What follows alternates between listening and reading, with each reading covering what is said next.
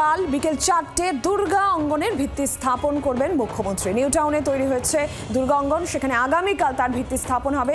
সেখানে নিত্য পুজোর আয়োজনও থাকবে। দুর্গার পাশাপাশি 4 সন্তানের আলাদা মন্দির, প্রত্যেক মন্দিরে প্রতিদিন পুজোর ব্যবস্থা। নিউ টাউনে দুর্গা অঙ্গনের ভিত্তিপ্রস্তর স্থাপন হবে আগামীকাল বিকেল 4টে এবং সেই ভিত্তিপ্রস্তর স্থাপন করবেন মুখ্যমন্ত্রী মমতা বন্দ্যোপাধ্যায়।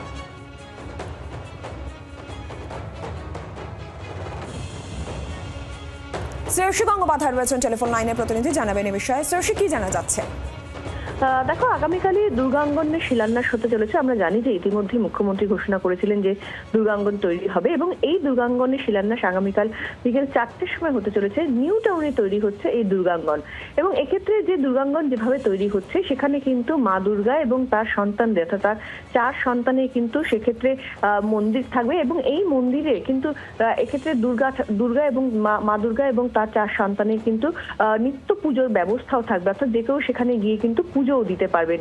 ফলে এক্ষেত্রে আমরা জানি যে ইতিমধ্যেই কিন্তু ইউনেস্কোর তরফে যে শিরোপা মিলেছে দুর্গাপুজোর ক্ষেত্রে, তারা যে স্বীকৃতি দিয়েছে, যে আন্তর্জাতিক স্তরে একটা স্বীকৃতি, তার পরবর্তীকালে কিন্তু কার্যত যে এই দুর্গাঙ্গন যে তৈরি বলা যেতে পারে সেটা কিন্তু এক্ষেত্রে অন্য একটা নতুন একটা প্রয়াস বা একটা নতুন উদ্যোগ এবং এক্ষেত্রে 2 বছরের মধ্যে এই কাজটা প্রাথমিকভাবে স্থির করা হচ্ছে যাতে 2 বছরের মধ্যে কাজটা শেষ করা যায়।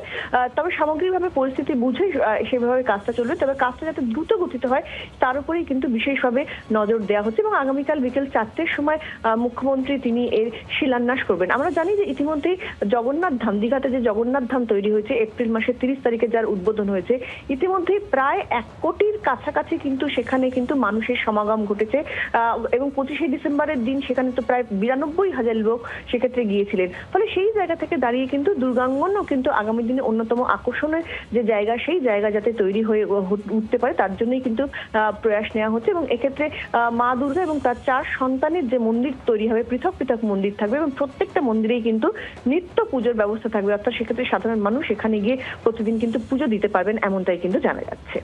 শ্রেয়সী, ধন্যবাদ। বাংলার আওয়াজ, বাঙালির আবেগ, জি 24 ঘন্টা।